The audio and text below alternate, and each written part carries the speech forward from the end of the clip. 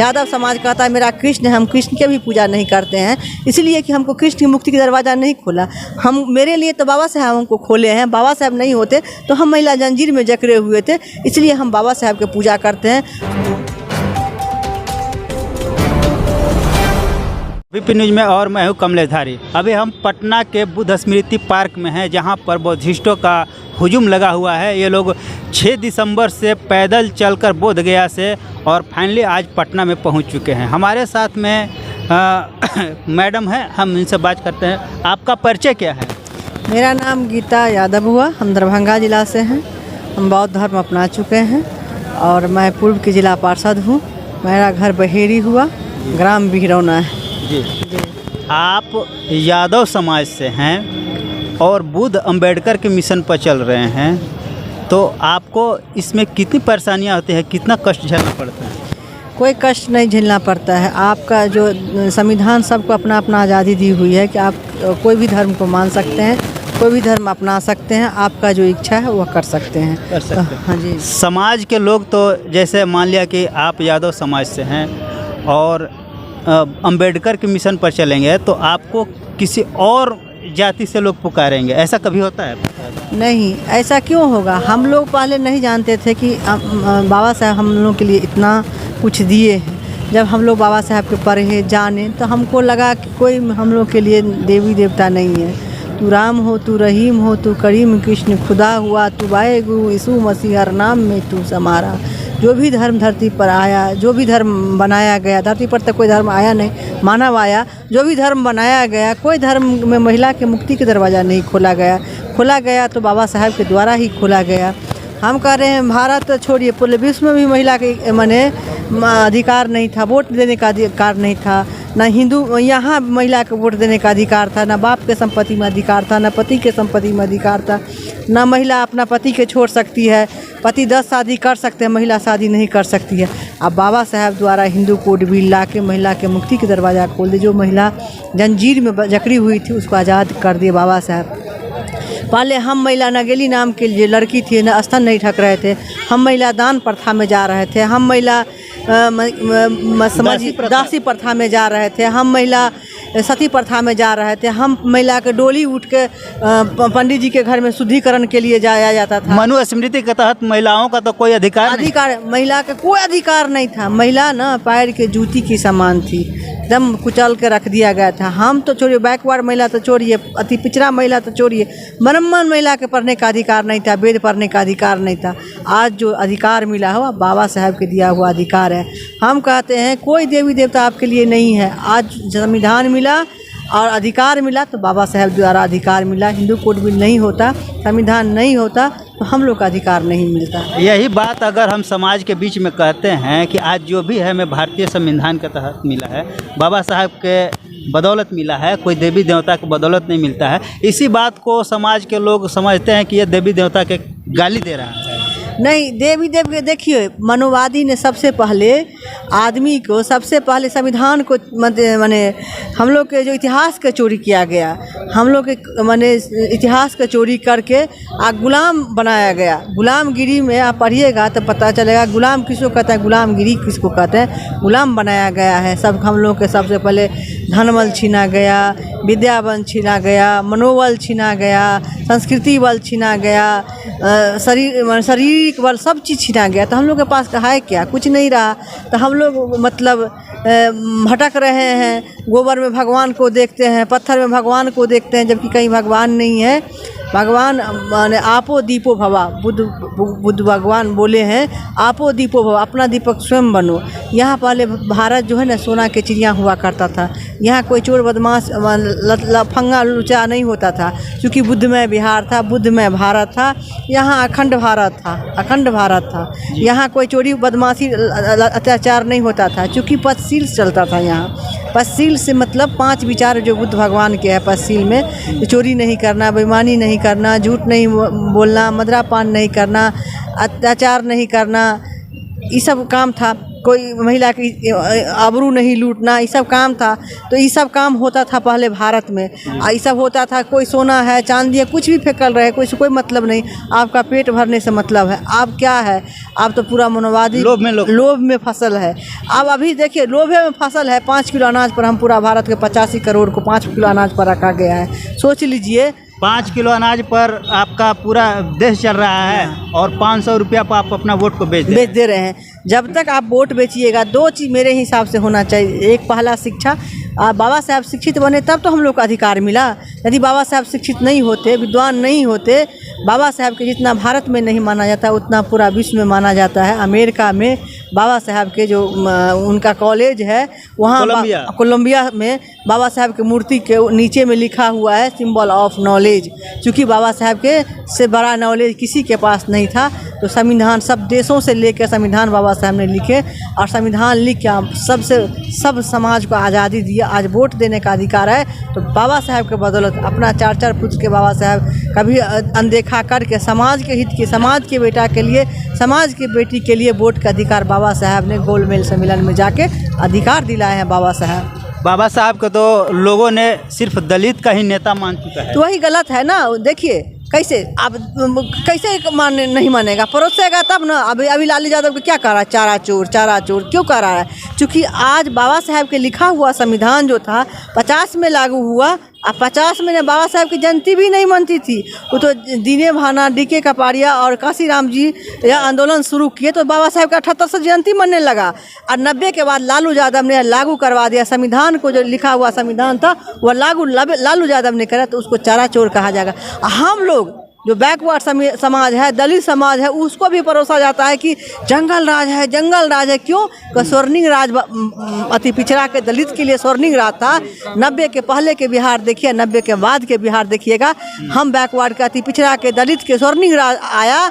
हम लोग को आवाज़ मिला, हम लोग के चप्पल पहनने का अधिकार मिला, बैठने का अधिकार मिला, संविधान में जो लिखा हुआ संविधान उसमें अधिकार मिला, नौकरियां मिलने लगा, हम लोग आगे बढ़ने लगे, तो उसको जंगल राज कह दिया। कौन? हाई कोर्ट कहा जंगल राज। क्यों?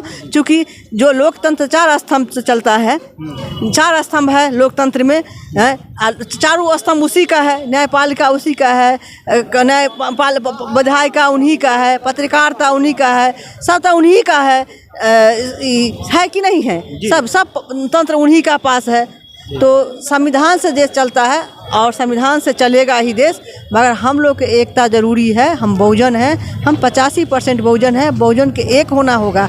कभी दलित में बांटा, 6343 जाति में बांट के हम लोग के भेदभाव करके, तुम यादव हो, तुम बहुत ताकतवर हो, तुम दलित के नेता है बाबा साहब, अभी लालू यादव के नेता है, तुम्हारा नहीं है। सब जातिवाद में लोग बांट दिया, खंडित करके हम आप जातिवाद हो गए हैं कि मेरा नेता ये है, ये यादव समाज के है, ये कुर्मी समाज के नेता है, ये कोयरी समाज के नेता है, ये पासवान समाज के नेता है। खंडित करके ये राम समाज के नेता है। सबको बांट दिया गया है, अपना रोटी सेक रहा है। देखिए 50 मैंने बोला कि 50% से अधिक हम आरक्षण नहीं दे सकते, तो EWS कैसे आ सकते हैं? तो हम लोग का सोचना पड़ेगा ना। यही मनोवादी मनोव्यवस्था में EWS आ सकता है। आज जो दलित है, पिछड़ा है, उसके लिए कहाँ है? 10% लोग 10% आरक्षण लेकर बैठ गया। हम लोग 85% है, उसको आरक्षण नहीं है। हम लोग के वर्गीकरण किया जा रहा है, तो उसमें वर्गीकरण नहीं होगा, हम लोग में वर्गीकरण हो रहा है। तो हम लोग एकजुट नहीं है, इसीलिए हम लोग को फोड़ के राज करता है। हम बहुजन होते हुए भी महाअल्पजन है। हाँ ये है, बहुजन होते हुए हम महाअल्पजन है, इसलिए कि बहुजन पर राज कर रहा है। राज फूट डालो और राज करो। फूट डाल रहा है, कोई हनुमान जी बन रहा है तो मनोवादी के कोई गोद में जाके बैठ रहा है, बैठ के अपना हो गया, उसको अपना कुर्सी से मतलब है। यदि जनता के हित में काम करे तो सब कुछ होगा। देखिए हम लोग OBC समाज में, OBC समाज के लिए 40 मैंने अनुशंसा था, 40 अनुशंसा में से एक अनुशंसा पास हुआ। वो भी 90 के दशक में कितना आंदोलन शुरू हुआ, उसके बाद एक अनुशंसा पास हुआ, 27% OBC का आरक्षण मिला। मांग तो हुआ था 52% के, मांग तो दिया नहीं, बोला कि 50 से अधिक नहीं बढ़ेगा। बाबा साहब पहली 22.5% आरक्षण दे चुके थे संविधान में, तो संविधान में लिखा हुआ था तब आरक्षण सीट भी हुआ, नहीं तो वो भी नहीं मिलता।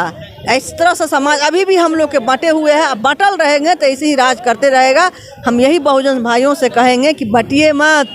तो कहाँ जैसे कहता है ना, बटोगे तो कटोगे, तो हम लोग के भी बटोगे तो वोट के ख़त्म करके तुम्हारा जो बहुजन का जो राज है ख़त्म हो रहने जा रहा है। संविधान भी ख़त्म हो जाने वाला है। आगू में कटवा, पीछे में झाड़ू आने वाला समय में है। इसलिए जो आज़ादी दिया बाबा साहब लड़े, बाबा साहब लड़े, बाबा साहब मरे, इतना कटे मरे, हम लोग समाज में आंदोलन शुरू हुआ, इतना के बाद आज़ादी मिला, उसके बाद भी हम लोग नहीं जागेंगे।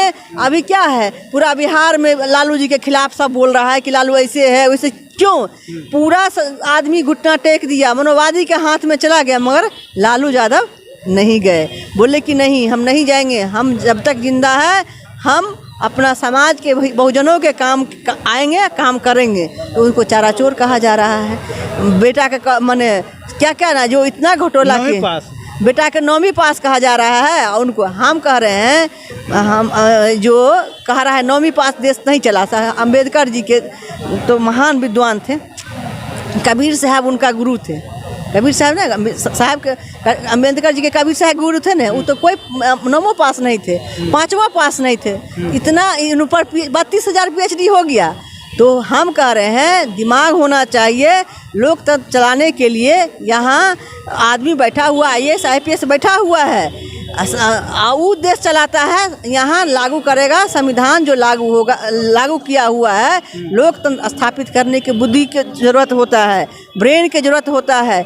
अकबर के समय में अकबर अंगूठा छाप था, अकबर जैसा कोई राजा बना है? इसमें 3 ही राजा का महानता है, अकबर, सिकंदर और अशोक सम्राट। 3 राजा सबसे महान हुए हैं। तो कैसे हुआ? अकबर तो अंगूठा छाप था, उनका 9 रत्न वो देश चला रहा था। अभी देखिए समय, अभी के समय में जुमलेबाज मोदी जी बोले कि 2 करोड़ रोजगार देंगे, आप 15 लाख रुपया देंगे। झूठ बोल के तो आए थे, क्या झूठ बोले? कभी किसी को रोजगार मिला? कहीं रोजगार का नाम निशान नहीं था। तेजस्वी जी ने 17 महीना में 5 लाख नौकरियां दिए। आज बहाली होने लगा तो कुछ कुछ आप जाके फिर हुआ, देखा देखी बहाली होने शुरू हुआ है। तो अभी के समय में भी लालू के ही लाल ही काम आए। देश के हित में सोचना होगा बिहार वासियों के। अभी भी नया एगो मनोवादी आया है, कह रहा है पुष्पमित्र सुंग के तरह आया है कि हम आपको बिहार के बदल देंगे। तुम्हारा बाप दादा जो हमको नहीं बदलने दिया, चप्पल जूता नहीं पहनने दिया, अधिकार छीन लिया, हमको संविधान से मिला है, तुम हमको फिर पुष्पमित्र सिंह के तुम बिहार में आया है, बिहार वासियों को वोट लेगा, लूट लेगा, राज करेगा तुम। इसलिए संभल के हम बहुजन को वोट देना होगा। वोट के भी संभालना है, शिक्षा के भी ज्योति जगाना है, तब हम लोग का अधिकार मिलेगा। नहीं तो फिर उसी समय आने वाला समय उससे भी बेसी बदतर होने वाला है। हम आने वाले पीढ़ी को गुलामी की ओर ले जा रहे हैं। सही में ले जा रहे हैं। हम ना वोट का अधिकार के समझ रहे हैं, ना शिक्षा का समझ रहे हैं। कह रहे हैं सब IAS IPS बन जाएगा पढ़ के। हम कह रहे हैं पढ़ के IAS IPS नहीं बनिएगा।